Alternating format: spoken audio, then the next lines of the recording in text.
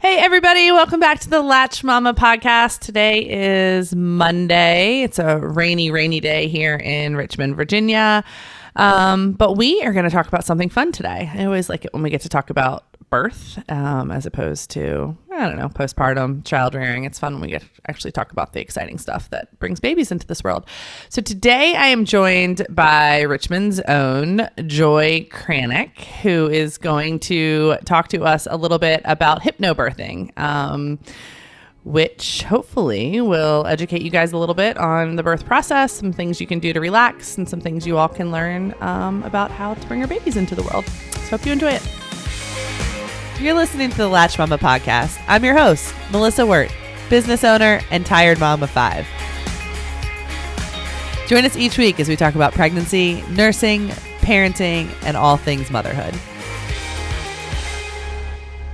Hi, Joy. How are you? I'm great. I'm thrilled to be here. Thank you. Well, thanks for coming.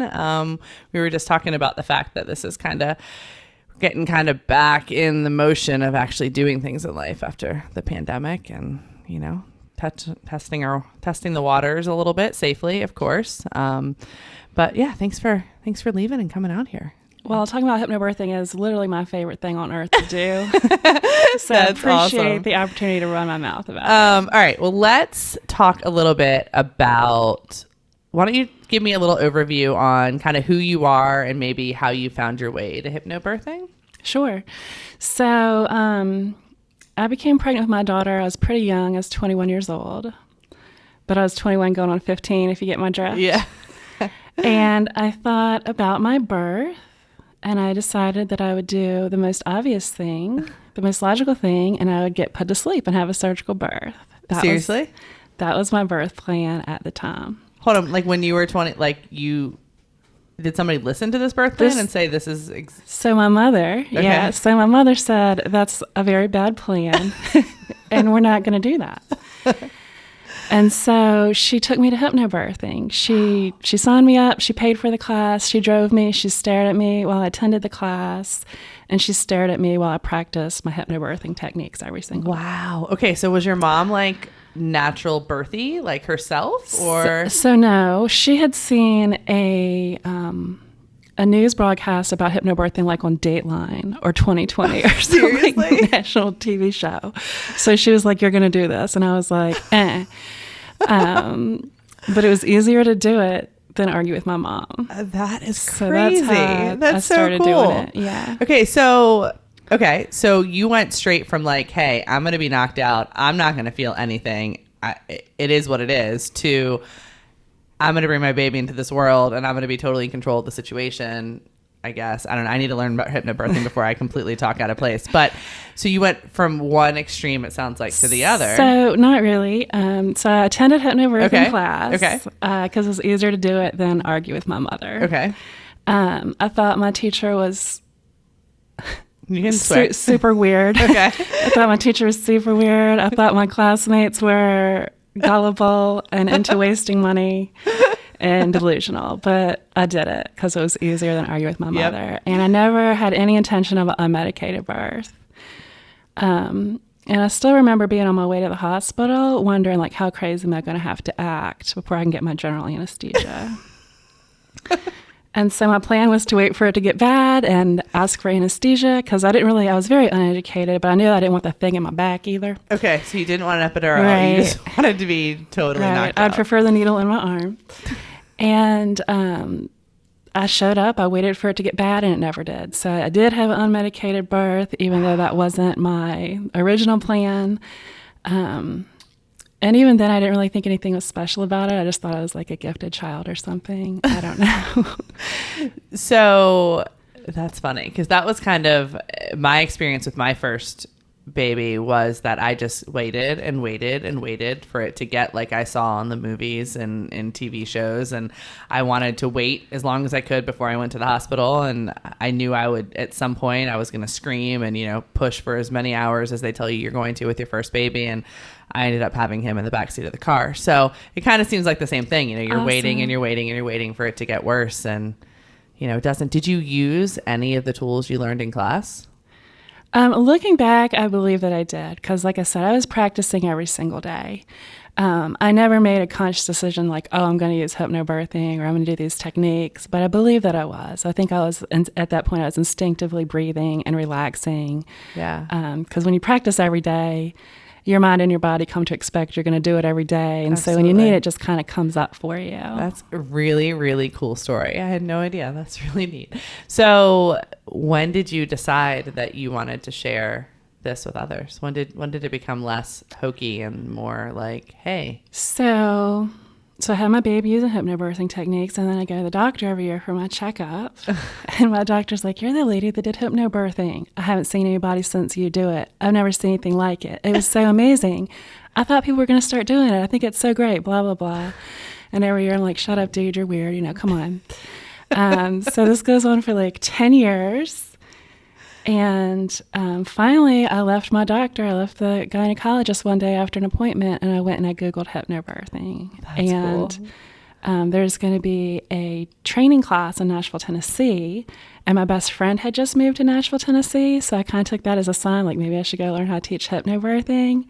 And I was teaching alternative middle school at the time. Okay. So I kind of thought hypnobirthing would be like a good extreme opposite and therefore balance to my day job. Okay. All right. So you're like relaxed hypnobirthing versus middle school teaching. Yeah. Balance I was like, it out a little bit. I like it. A captive audience, people that want to learn what I'm trying to teach them and aren't, bouncing off the walls. Like that sounded kind of appealing. Okay. So did you go to Nashville? So yeah, I went to Nashville. I learned how to teach hypnobirthing. How many years ago was that? I think it was 2012. Okay. June of 2012. So then you brought it back. Were you living in Richmond at the time? Mm-hmm. So then you brought it back to Richmond, Mm-hmm. and you have been teaching people ever since. Yeah. That's cool. Yeah. Do you enjoy it? I love it. I'm obsessed with hypnobirthing. All right. So give me the layperson's, like, if you had to like give the elevator speech of, hey, you know what? I'm pregnant. I don't know if I want an unmedicated birth. I don't really know. I'm trying to decide between a Bradley class or, some other sort of childbirth education class, or like, why do I want to spend money and time learning hypnobirthing? Mm-hmm. Yeah. So fear has a very negative effect on the physiology of our birth. All mammals have this mechanism where if fear is present, we literally hold our babies in. And if you think about it, it's a brilliant design, and it was helpful to our ancestors many thousands of years ago when they did have to give birth in the woods with bears around. Absolutely. And stuff. Mm-hmm.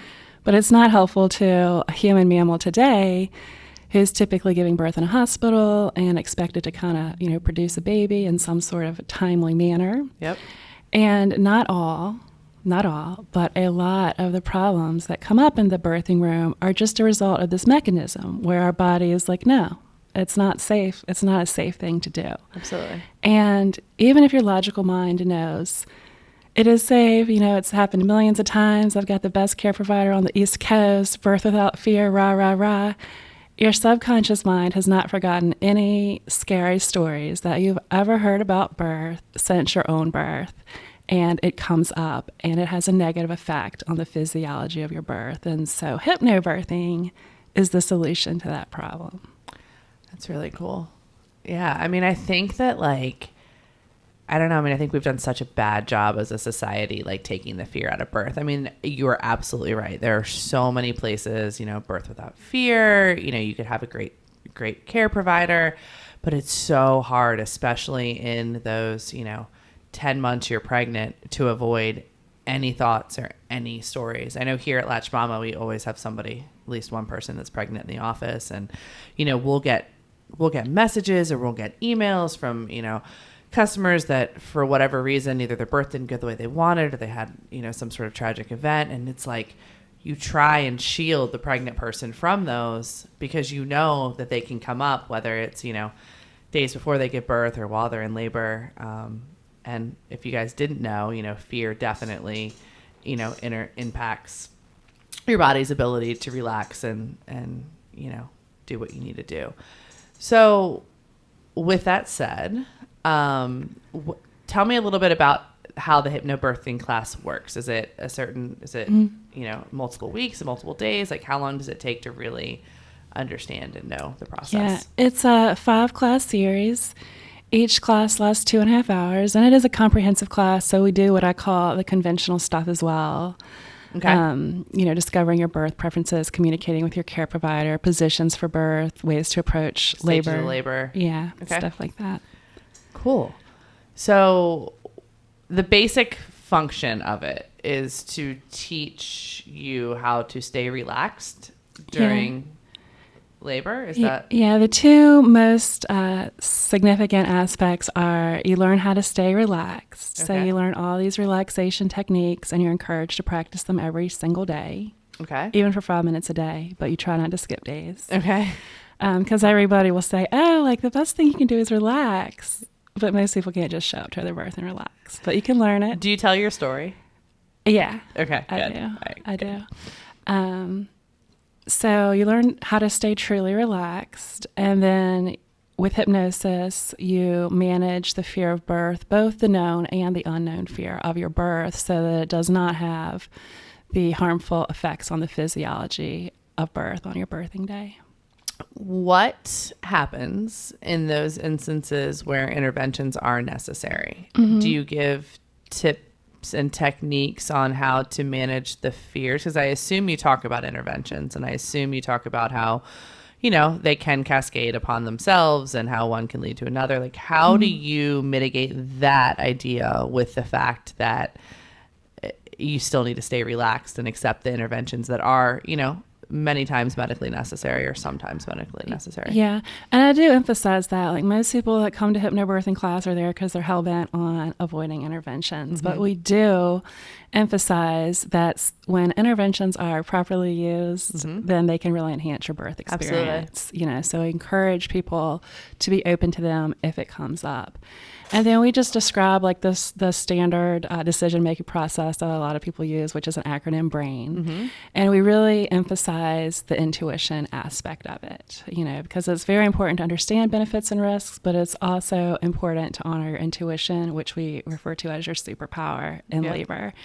And if your mind is racing and you're under a lot of stress, it's hard to really connect with your intuition. So we just kind of describe the standard troubleshooting process or the decision-making process with high emphasis on your intuition, encouraging families to be open to what their baby wants. We refer to that as baby's choice, like the baby does have some input on the birth experience as well. So we just encourage families to be open to it and not feel like that they're not an active part of the decision and not accept interventions just because there's standard protocol or there's standing orders for them in the hospital, but to be open to them and open to their instincts, and is also open to what they think their baby would want. Yeah. So you mentioned families. Is there a role for partners in hypnobirthing? Yes, absolutely. So, they help with physical comfort techniques, which we also talk about, and positions. And the major role of the partner, and a lot of people, find this a little perplexing, the major role of the partner as far as supporting the hypnobirthing techniques. So stay out of the way. Well, is to model the breathing. Okay. All right. So there's breathing techniques, there's relaxation techniques, there's many techniques.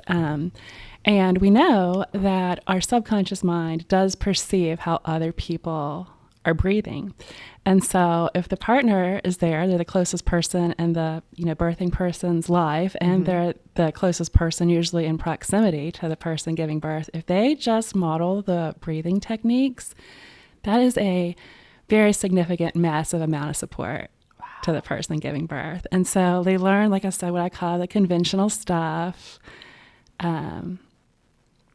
massage, positions, advocating for the birthing person and stuff like that. But they're also encouraged to practice breathing for birth every single day so that the whole family can show up and, participate in staying relaxed. So talk to me a little bit about that. So breathing, do we slow breathing down? Are we thinking more about our breathing pattern? Like what does hypnobirthing teach about breathing? So, well, as far as all the techniques, it teaches you practice them in advance. That's the big thing, that you practice them and that they're effortless should you use them. And then I tell people to show up to your birth.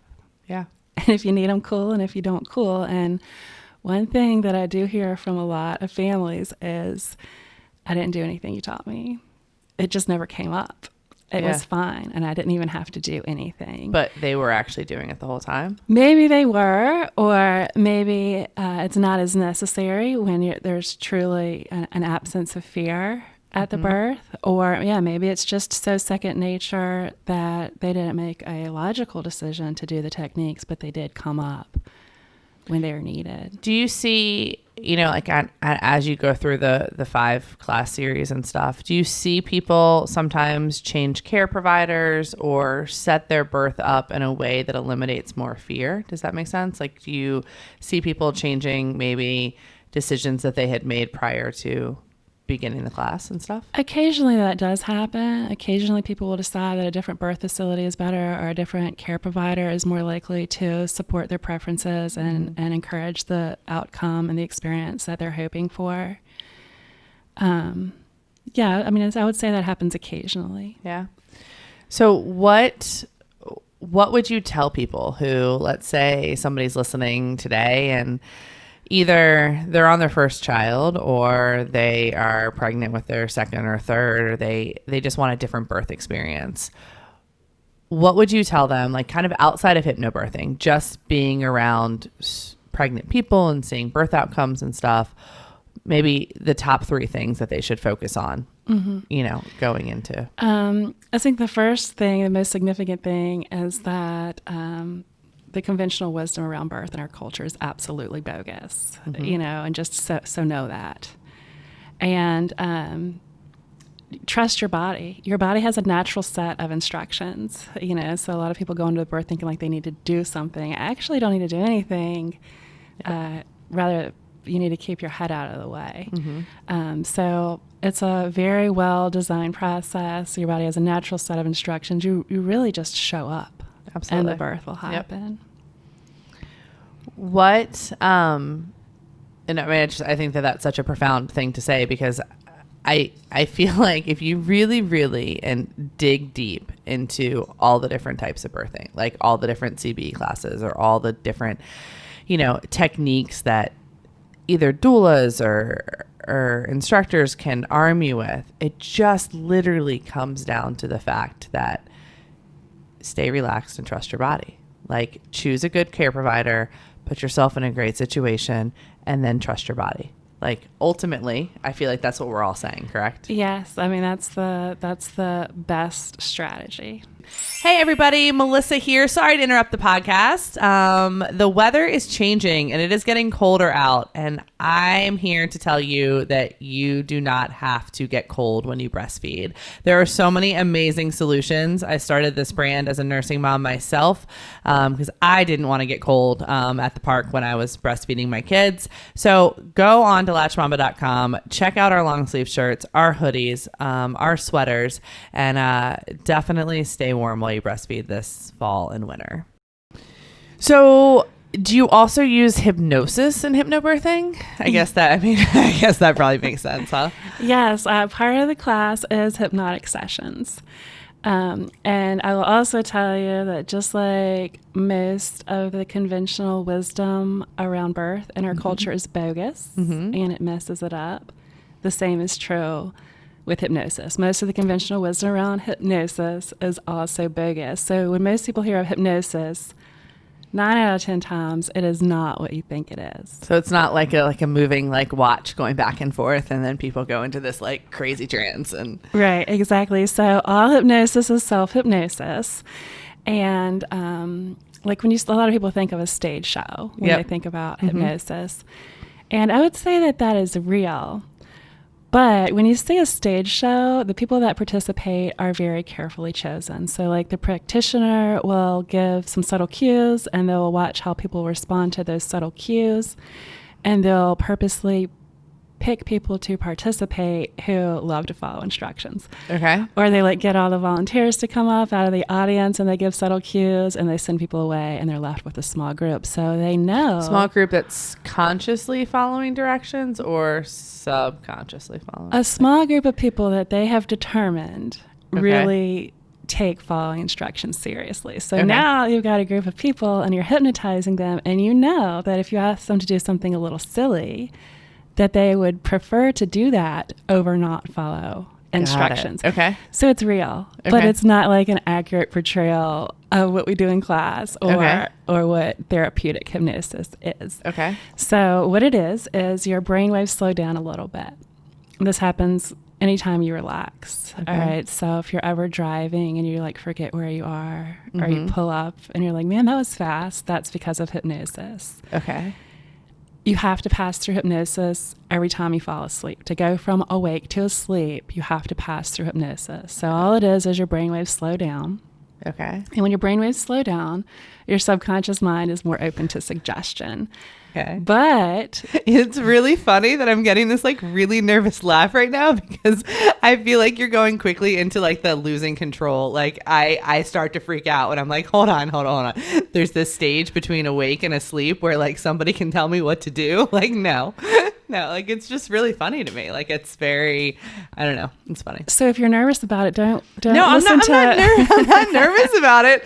I just think that it's like, it's just not something that like really like, I don't know. I don't know. There's something about the ability to be open to suggestion, but not be able to control said suggestion.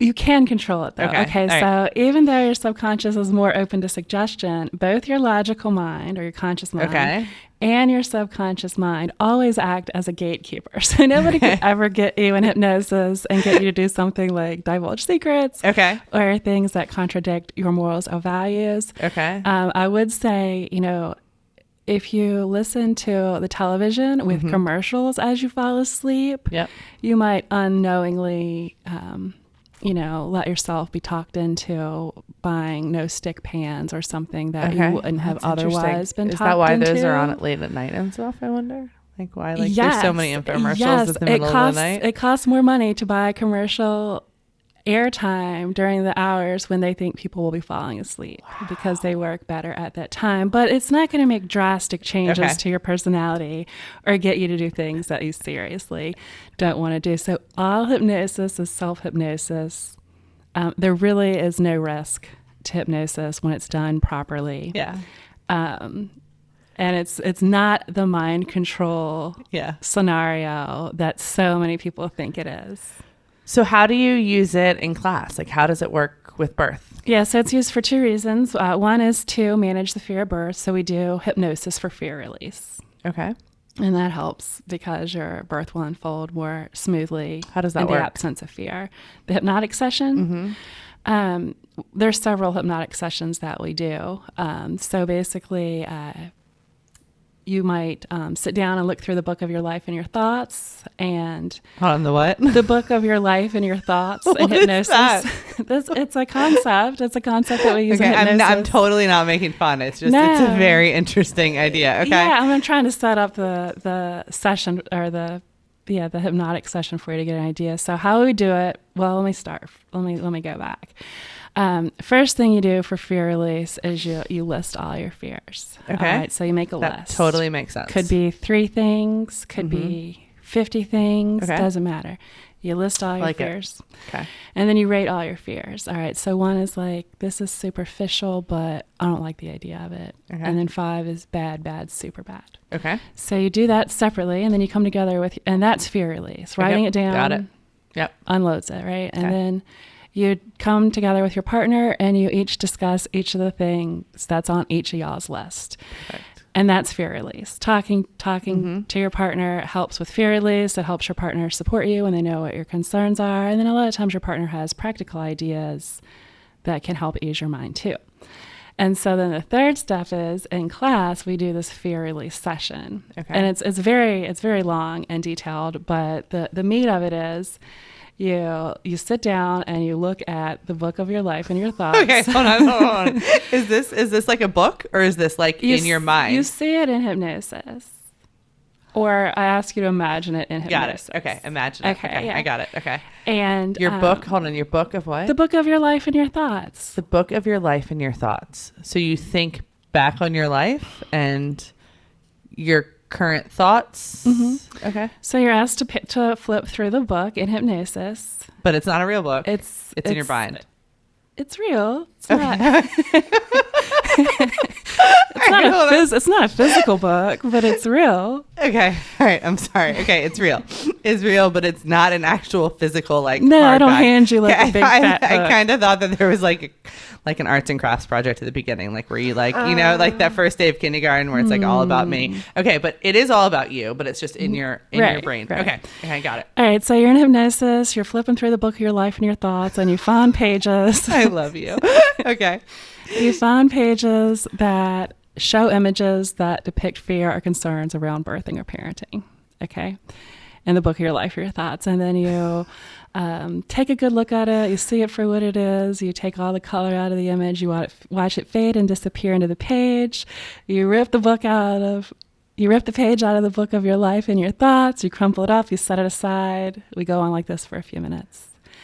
And then you burn all your wadded up pieces of paper and watch the pages that previously held the fears and limiting thoughts about birthing and parenting turn to ash and blow over the landscape of your mind and be gone forever. Whoa. This is fantastic. Okay. And so that is how they go away. You arrive at your birth free of the unconscious fear or the subconscious fear. Okay, because in a hypnotic state, you're going to come up with more fears than you would have over dinner with your partner while you're writing them down. Maybe more or maybe less, you know? So some people in hypnosis are like, man, I just kept thinking of stuff I never thought of before. It just kept coming up. That's cool because that's what's in your subconscious and that's what you need to handle. And then some people are like, you know, I had 20 things on my list and I can only think of 3. But that's cool because what's meant to come up in hypnosis will come up for you.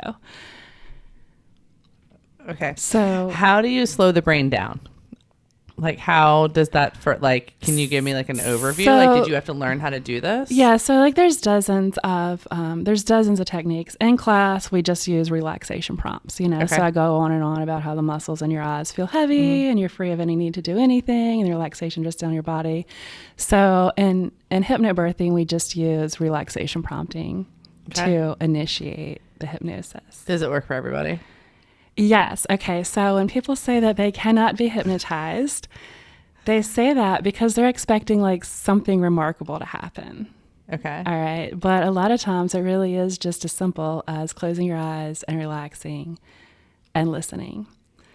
And there's no right or wrong way to experience hypnosis, you know? So like if you fall asleep, it's okay. You know, people fall asleep sometimes? Occasionally. So since I've been doing it virtually, I've had a couple people like fall asleep. It's rare. It's rare that they fall asleep. A lot of people report during long sessions that they did feel like they fell asleep at some point. But that's because a lot of times in hypnosis, you're not totally aware. I mean, your mind is on guard and your mind is looking out for you and keeping you safe. But if you're relaxed enough, you're not consciously remembering every aspect of the session necessarily. So it was a question. I don't know. I'm going back to like the lighting the fire, balling up the stuff and having it go out like in the pasture or wherever. Like does everybody light over the landscape of your mind forever? Landscape of the mind forever. Okay. Right. Do you like talk through like, cause I'm back to like, how is the fire lit? Is the fire lit with matches? Is it like a bonfire or is it a fireplace or like, what does my landscape look like? Is it my old house? Is it my new house? You know, is the dog out there? Like I'm back to like the details. Like I'm in there. So yes, the details are included in the hypnotic session. So like you strike a match and you put actually you throw a disposable tote bag into a cabinet, which is actually a chute similar to a laundry chute, which turns into a hold on, wait. Seriously? Yeah, which turns into an incinerator. Yeah. That's one hypnotic session that we do for Fearless. There's also one with the movie of your life and your thoughts, which is similar but different. There's one with a hot air balloon where you toss your worries over the edge of a hot air balloon so the hot air balloon can rise and you can see the beautiful scenery. I like so that there's one. There's lots of different. Do you get to choose or you just go through all of them in all the classes? No, you don't get to choose. Some of them you can do at home or separately yourself, and then some of them are just built into the class. So if somebody like feels like they need more and more and more, they have the resources to do that separately outside of class. So if you're doing more than one, are the fears from like the first book of life and thoughts, life of, what was it called? I want to get it right. The book of your life and your, that's not really significant. The book of your life and thoughts. Once those are out, are those gone? Hopefully. They should be gone. They should be gone for the next session. If they're not gone, they're at least not weighing in your subconscious the way that they had previously, affecting the way that you respond to all stimulus in ways that you don't even know. Because our subconscious, we know our subconscious affects everything that we do. Absolutely. I mean, I 100% believe that fear is like the number one. Other than medical situations and need for intervention, is the number one reason why, like, personally, I birth with a smile on my face, because I am not fearful. I 100% trust my care provider. Like, I've never had, apart from having the baby in the back of the car, never had 1 ounce of fear from the second, she walks into my house until she leaves. And it has made these beautiful super easy. I mean, by the time I had number 5, I literally smiled and I had a baby. So 100% buy into that. And I think if there's a way to get fear out of the situation and to fix what I feel like society has done to, like, kind of the birthing woman and just in general in society, I think it's amazing. But I got to buy into the hypnosis thing, which I do, and I do believe it. So by the time you get to like the last session in the class, can you tell a difference? Are people out of fears a little bit, or are they deeper into ones that were so buried down there, or how does it work? Yes, you can definitely see a transformation between the first class and the last class. Because part of it is also, education about how fear affects the physiology of birth, and you have all this work to do. Absolutely. It's going to pay off, though, because you can enjoy what we call the normal uninterrupted birth in the absence of fear. And in addition to using hypnosis for fear release, it's also used to anchor some of the relaxation techniques that you learn. So some you just learn and you practice, and others are anchored in hypnosis. So we basically just walk through doing the technique in hypnosis. And that's helpful because, as you know, the awareness that you experience during birth, or the consciousness of birth, can be a lot different than what your consciousness typically is. And so, a lot of times your logical mind is not a good, reliable tool. Yeah. In labor. Yeah. So if you are experiencing that point in your labor where your logical mind is not really with you, or it's not a good tool, it's not effective, your subconscious mind has become even more powerful. People have all kinds of words for it. Your primitive mind, your primal mind, your birthing instincts, whatever you want to call it, your subconscious mind gets way more powerful. And if that happens, it can really help to have techniques that have been anchored with hypnosis, because your subconscious is, the techniques are saturated in your subconscious, and it's much easier to use them if you're experiencing that. Do you ever accompany any moms to births as a doula or anything, and actually perform hypnosis while they're laboring? So I do work as a doula, and I have done hypnotic sessions in labor with people before. That's when special circumstances come up. Okay, so it's not like I can hypnotize you in labor, and that's not something that I generally think of as a good plan either, because birth is an altered state of consciousness, and hypnosis is an altered state of consciousness, and it's much more unpredictable. Absolutely. In labor. So you do learn self-hypnosis, and if you want to do that in labor, you definitely can. But most people say that happens for them anyways, without any hypnobirthing preparation.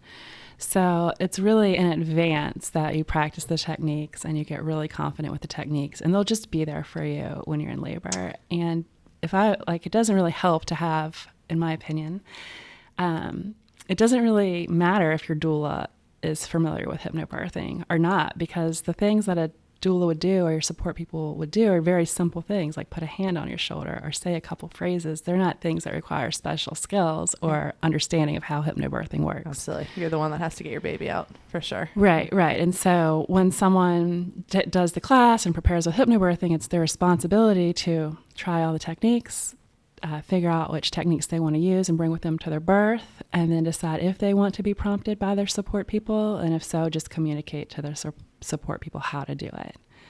So the vast majority of the time, having someone really familiar with hypnobirthing is just, it's not necessarily helpful or beneficial. The things that you would do to support hypnobirthing are so simple, anyone could do them. It's absolutely fascinating. The mind is fascinating. The body is fascinating. So cool. It is. Do you use hypnosis any other parts of your life, or like, are you just practice it? You know what I'm saying? Like, is it? So I'm also a transpersonal hypnotist, certified through NATH. Okay. And I usually almost exclusively work with childbearing people, just because that's where my referrals come from. Yeah. You know, people that want to work on something specifically because they're pregnant, and then their care provider's like, oh, if the care provider is familiar with hypnosis, they might recommend, trying hypnosis for usually behavioral changes. Or one of the coolest things I ever did was hypnosis for Placenta Previa, and the mother had 2 previous births with a retained placenta, and then her 3rd birth, her placenta was born in like 7 minutes or something like that after doing hypnosis. Holy, that's crazy. Yeah. Did she just stay relaxed and like? Do you know how? I wasn't there. I just what? got an email that said the placenta was born in 7 minutes. That's So, really, really cool. Wow. That's awesome. Yeah. Well, thanks for sharing all that with us. I feel like I learned a lot, which means hopefully everybody else has too. Can you give us a little bit more information about where we can learn more, and for local moms where they can check you out? Sure. So my website is joyfulbirthrva.com. And you can learn about hypnobirthing and all of my services. And then the hypnobirthing website is just hypnobirthing.com. Also, I want people to feel free to call me on my phone if they're curious, if they want any more information. So my number is 804-337-7657. Hit me anytime if you have questions about hypnobirthing. Wow, I'd love to it. chat your ear off about Love it. or give you any information that you need. Call Joy, guys. Do it. Cool. Thank you so much. Thank you.